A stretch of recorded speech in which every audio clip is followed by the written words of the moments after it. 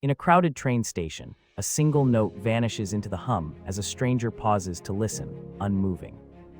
A street mural of a crackling heart reveals that healing begins when we choose to look closer, not away. In a quiet kitchen, a mother folds a faded letter, its silence more loud than any apology ever spoken. A failed project on a dusty desk becomes a lesson. Power lies in restraint, in letting others finish the story. The final moment shows a city at dawn, where words are scarce but compassion speaks through small, deliberate actions.